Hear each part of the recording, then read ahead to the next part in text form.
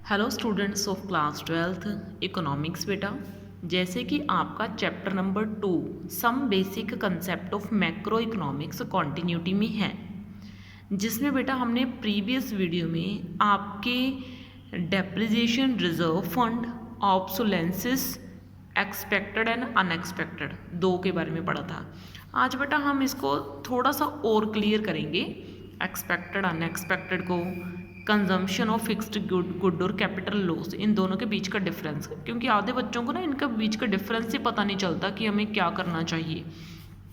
तो देखो बेटा, इसके एक्सपेक्टेड का तो पहले आपको हिंदी में पता होना चाहिए। एक्सपेक्टेड यानी कि जिसकी आपको उम्मीद है, ठीक है ना, उसको बोलते हैं एक्सपेक्टेड, ठीक है ना, जिसकी आपको उम्मीद है भी भाई ये चीज़ों होगी, और यानी कि ये जिसकी आपको उम्मीद नहीं है भी ये नहीं हो सकता। अनएक्सपेक्टेड यानी कि जिसकी आपने इच्छा नहीं की थी, ठीक है ना, आपकी इच्छा नहीं थी, मतलब आपको पता नहीं था कि ये चीज़ हो जाएगी मेरे साथ। अनएक्सपेक्टेड जिसकी आप उम्मीद नहीं करते, ठीक है ना, जिसकी उम्मीद नहीं की होती आपने, जिसकी उम्मीद नहीं की होती, ठीक है ना, क्योंकि ये बच्चों को पता होना चाहिए। ओके, तो देखो बेटा, एक्सपेक्टेड ऑब्सोलेंसेस में क्या है। First point, it refers to a fall in the value of fixed asset. Fixed asset यानी कि वो सामान जो हम एक बार ले लेते हैं लेकिन उसको सालों साल वो काम करता है हमारे लिए। जैसे हमने कोई मशीन ले ली तो वो सालों साल हमारे लिए काम करेगी, ठीक है ना।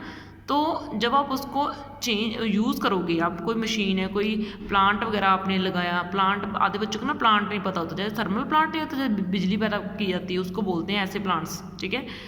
Due to change in technology और चेंज इन डिमांड, क्योंकि मैंने आपको एक्सपेक्टेड ऑब्सोलेंसेस पढ़ाया था कि एक प्रोड्यूसर को कब पता चलता है कि उसकी मशीनें पुरानी हो जाएंगी, या तो लोगों का इंटरेस्ट नहीं रहा उसकी बनाई हुई चीज़ में, या फिर उसकी जगह कोई नई चीज़ मार्केट में उतर चुकी है, तो जो चीज़ बन रही थी उसकी वैल्यू ख़त्म हो चुकी है, तो आपकी जो मशीनें आप यूज़ कर रहे थे चीज़ों को बनाने के लिए वो बेकार हो जाएंगी, अब उनकी कोई ज़रूरत नहीं है, ठीक है ना। तो मैं एक प्रोड्यूसर हूँ, मुझे पता है कि अगर मैं ब्लैक एंड वाइट टीवी बना रही हूँ तो मार्केट में कलर्स टीवी आ चुका है, तो मुझे पता है भाई अब कलर्स टीवी की तरफ ही लोग जो है झुकेंगे, मेरा ब्लैक एंड वाइट टीवी कोई नहीं खरीदेगा। तो ये क्या हो गया, टेक्नोलॉजी में चेंज हो गया। और ये मैंने आपको समझाया था कि टेक्नोलॉजी में चेंज खुद ब खुद नहीं आता, टेक्नोलॉजी में चेंज कोई साइंस वगैरह या कोई नई इन्वेंशन लेके आती है, और जो चेंज इन डिमांड है वो लोगों की इच्छा से आता है, लोग चाहते हैं कि ये चीज़ चेंज हो जाए, ठीक है ना। तो ये होता है expected ऑब्सोलेंसेस।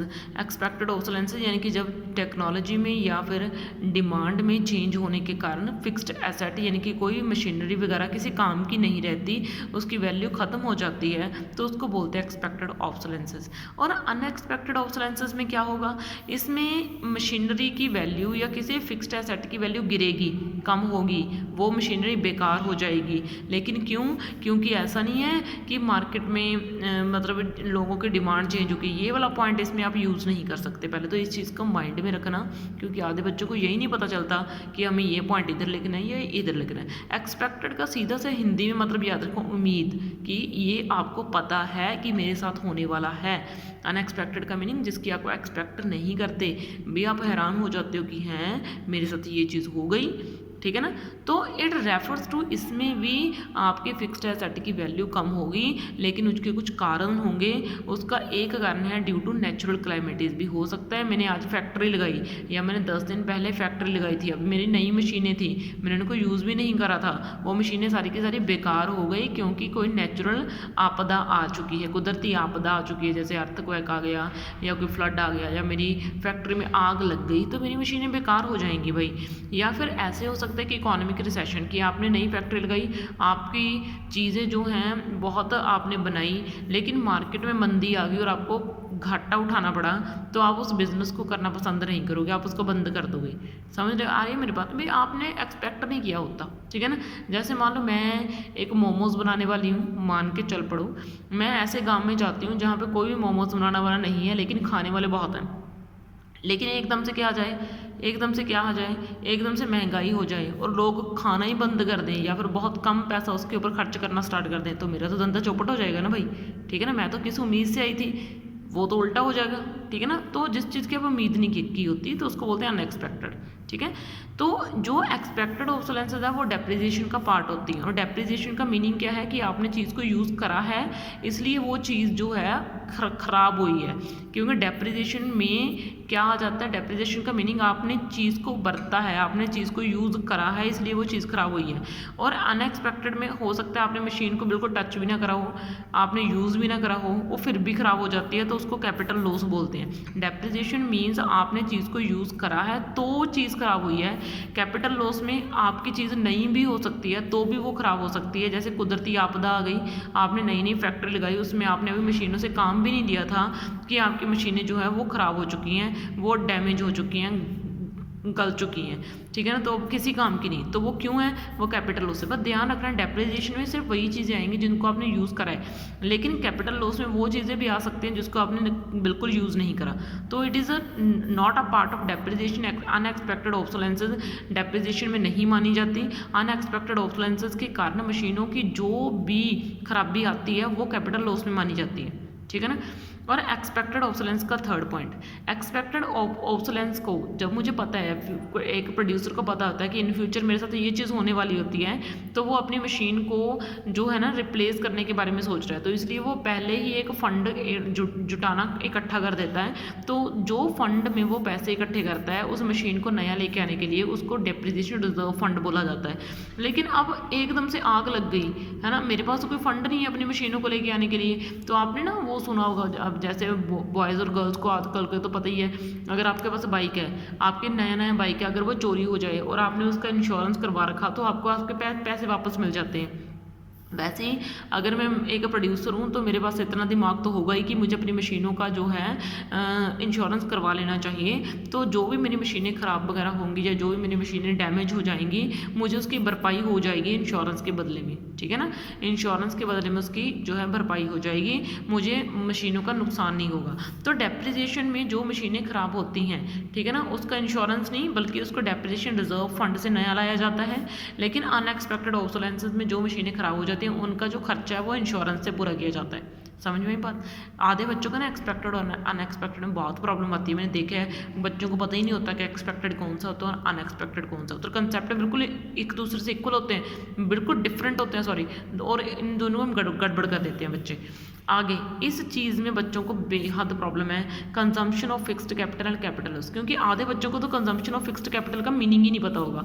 Consumption of fixed capital का मीनिंग होता है भाई डेप्रिसिएशन, डेप्रिसिएशन होता है, ठीक है ना, इसको हिंदी में बोलते हैं घिसावट, ठीक है ना, घिसावट। घिसावट, आप कोई भी चीज़ घिसती कब है, जब आप उसको यूज़ करते हो। आपने कपड़ा पहना, आपने सूट पहना, तो वो 1 साल बाद, 6 महीने बाद, 2 महीने बाद ख़राब हो जाएगा, क्यों, क्योंकि आपने उसको पहना है, वो घिस चुका है, ठीक है ना, उसके जो धागे हैं वो बर्बाद हो चुके हैं, उसके रेशे ख़राब हो चुके हैं, ठीक है ना।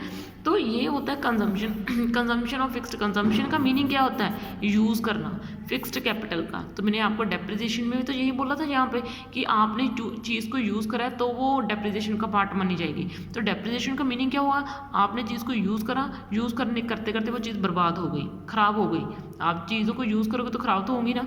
कैपिटल लॉस का मीनिंग होता है कि आपके कोई और रीजंस की वजह से आपकी चीज़ बर्बाद हो गई, हो सकता है कि आपने उसको यूज़ भी ना करा हो, इवन कि वो बिल्कुल नहीं हो, ठीक है ना। जैसे मैंने बोला कि आपने एक नया सूट लाया, एकदम से अचानक को मान लो आपने उसको आग के पास रख दिया, उसमें आग लग गई, तो वो क्या हो गया, कैपिटल लॉस किया है भाई, मेरा तो नया नया सूट बर्बाद हो गया।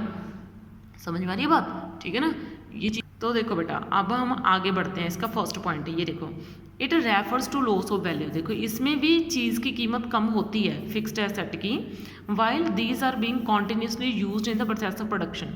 जैसे जैसे हम प्रोडक्शन के प्रोसेस में इसको यूज़ करते जाते हैं, while these are being continuously used in the process of production, जैसे जैसे हम इसको प्रोडक्शन के प्रोसेस में यूज़ करते जाते हैं तो ये चीज़ें बर्बाद होती जाती हैं। अब कैपिटल लॉस में क्या है, it refers to loss of value, इसमें वैल्यू कम होती जाती है चीज़ों की, फिक्स्ड एसेट की, चाहे उनको यूज़ ना भी कराओ हमने तब भी कैपिटल लॉस हो सकता है। जैसे मैंने बोला कि मैं एक प्रोड्यूसर हूँ, मैं नई फैक्ट्री खोली, उसमें आग लग गई तो वो कैपिटल लॉस हो गया, ठीक है ना। ध्यान रखना एक्सपेक्टेड कैपिटल लॉस का पार्ट है, अनएक्सपेक्टेड कैपिटल लॉस का पार्ट है, इसलिए इसका लिंक ऊपर वाले में जुड़ रहा है। कहीं बच्चे आप कंफ्यूज मत हो जाना कि मैम ऊपर वाले और नीचे वाले में सेम पढ़ा रहे हैं, ठीक है। एक्चुअली अनएक्सपेक्टेड ऑब्सोलेंस में ये जो कैपिटल लॉस वर्ड हुआ है ना यूज़, हम इसको एक्सप्लेन कर रहे हैं अच्छे से कि एक्चुअल में कैपिटल लॉस है क्या, ठीक है। और इसमें ये जो डेप्रिसिएशन वर्ड हुआ है यूज़, उसको एक्सप्लेन कर रहे हैं हम, इन दोनों के बीच में आपको डिफरेंस समझा रहे हैं। ठीक है। अब देखो सेकेंड पॉइंट, जो डेप्रिसिएशन है वो होती क्यों है, तो देखो depreciation normal wear and tear, आप चीज़ों को पहनते हो और वो ख़राब हो जाती हैं। एक्सीडेंटल डैमेजेस, या फिर आप काम कर रहे थे, काम करते करते मशीन को कुछ हो गया तो वो बर्बाद हो गई। एक्सपेक्टेड ऑब्सोलेंस, जब प्रोड्यूसर को पता होता है कि टेक्नोलॉजी आने वाले फ्यूचर में चेंज होने वाली है, लोगों की डिमांड चेंज होने वाली है, तो उसको पता लग जाता है कि मेरी मशीन अब बर्बाद है। ठीक है ना।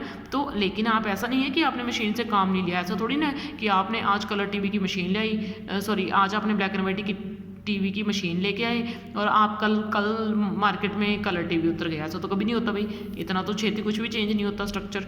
ठीक है ना। तो आप चीज़ों को थोड़ी देर यूज़ करते हो, फिर बाद में स्ट्रक्चर चेंज हो जाता है। इकोनॉमी का स्ट्रक्चर कभी भी एकदम से चेंज नहीं होता। ठीक है ना। तो देखो जो कैपिटल लॉस है, कैपिटल लॉस क्यों होता है, कैपिटल लॉस अभी हमने ऊपर तो पढ़ा नेचुरल क्लाइमेटिस की वजह से, या फिर मार्केट में रिसेशन वगैरह आ गई तो होता है कैपिटल लॉस। अब थर्ड पॉइंट, जो कैपिटल लॉस है, जो आपका डेप्रिसिएशन है, डेप्रिसिएशन की भरपाई आप किससे करते हो, इसको आप डेप्रिसिएशन रिजर्व फंड से पूरा करते हो। और जो कैपिटल लॉस होता है उसको आप किससे मैनेज करते हो, इसको आप इंश्योरेंस से मैनेज करते हो। समझ में आई चीज़ें बेटा आपको। तो यहाँ तक मैंने आपको डिफरेंस समझा दी है। अब नेक्स्ट कंसेप्ट में हम आपका स्टॉक एंड फ्लो को अच्छे से समझेंगे। ओके बेटा, थैंक यू।